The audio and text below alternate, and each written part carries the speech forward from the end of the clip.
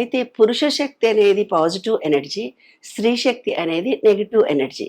ఈ విషయంలో అంటే అట్రాక్షన్ జరుగుతూనే ఉంటుంది. పురుషుడు ఎప్పుడు స్త్రీని చూసినా, స్త్రీ పురుషుడిని చూసినా అట్రాక్షన్ కలిగి భార్యాభర్తల మధ్య అదే విశ్వ నియమాల్లో ఒక నియమం అన్నమాట. ఏంది అట్రాక్షన్ జరుగుతుంది, స్త్రీకి పురుషుడికి మధ్యలో అట్రాక్షన్ జరుగుతుంది. ఆ అట్రాక్షన్ ఎప్పుడైతే జరుగుతుందో ఒకరినొకరు ఆకర్షించుకొని ఒకరినొకరు సంగమం చేసుకొని నెక్స్ట్ జనరేషన్ ని సృష్టించడానికి, అంటే సృష్టి జరగాలి అని అంటే కంపల్సరీ భార్యాభర్తలు ఇద్దరు కలిసి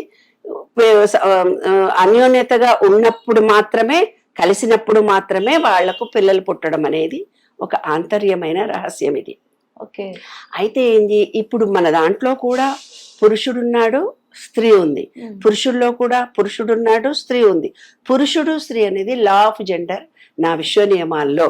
అంటే మీకు ఎన్నో సందర్భాల్లో నేను చెప్తున్నాను, విశ్వ నియమాలు విశ్వ రహస్యాలు పుస్తకం రాశానని చెప్తున్నాను కదా. దీంట్లో 12th లా అంటే స్త్రీ పురుష శక్తులు అన్నీ మనలో ఉంటాయి. పురుషుడికి పురుష శక్తి ఉంటుంది, స్త్రీకి స్త్రీ శక్తి ఉంటుంది. జన్మతః ఏమవుతుంది, ఒకసారి పురుషుడికి స్త్రీ శక్తి ఎక్కువ అవుతుంది, స్త్రీకి పురుషుడి శక్తి ఎక్కువ అవుతుంది. దాన్ని కూడా బ్యాలెన్స్ చేయడానికి అమ్మవారి పూజలు, అయ్యవారి పూజలు అంటూ చేయడం కూడా చేశారు. అయితే ఎందుకు ఈ ఈ ఈ కలయిక కలిగి అసలు ఈ ఫ్యూచర్లో మనము ఈ సంతానోత్పత్తిని ఎక్కువ చేయాలి అంటే ఏంటి, సంతానోత్పత్తి జరగలేదు అని అంటే చూడన్నా, ఈ విషయంలో మీరు ఎన్నడన్నా గార్డెన్లో హ్యాపీగా ఆనందంగా గార్డెన్లో కూర్చొని చూడండి, 2 పావురాలు 2 కలిసి ఉంటాయి, 2 చిలకలు 2 కలిసి ఉంటాయి, పిట్టలు 2 కలిసే ఉంటాయి, ఏ రకమైన చూసినా 2 కలిసే ఉంటాయి. మనం మాత్రం నేను పురుషుడని ఒకడంటాడు, నేను మగవాడిని ఇంకొంటాడు, నేను స్త్రీని, నేను అందగత్తెను, నన్ను చూసి వాడు పడిపోవాలని అనుకుంటాడు. పిచ్చి పిచ్చి ఆలోచనలలో మనం ఉన్నాము.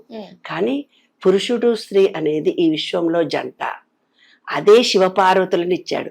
ఇక్కడనేమో శివుణ్ణి ఇచ్చారు, ఇక్కడనేమో పార్వతిని ఇచ్చారు. అర్ధనారీశ్వర తత్వాన్ని ఇచ్చారు.